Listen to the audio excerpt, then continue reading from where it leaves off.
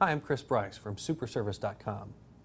Let's talk about how to decide whether or not to replace or repair a computer. In looking at this choice between replacing or repairing your computer,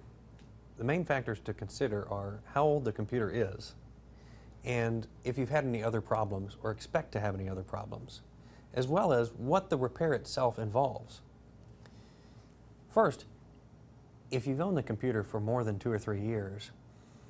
chances are there will be other things that will begin to fail on the computer, so you may want to look at deciding to go with a new system. If you've only had it a while and you want to decide whether or not to replace it, the main thing to look at is what that repair is going to involve. If you've had a problem where you have to replace the hard drive, for instance, well, the hard drive replacement is going to involve purchasing the hard drive, having the repair shop install the hard drive, then you're going to have the repair shop install your software on that hard drive and possibly try to transfer any files from your old hard drive to the new one.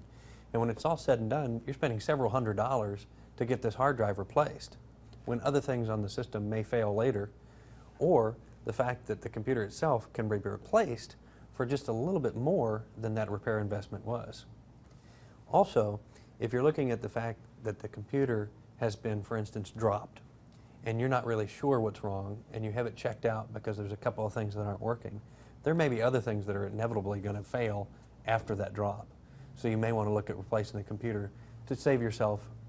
the amount of money that you're going to spend on the future repairs to it that may come pretty soon. Those are the main things to consider when you're trying to decide whether to replace or repair your computer.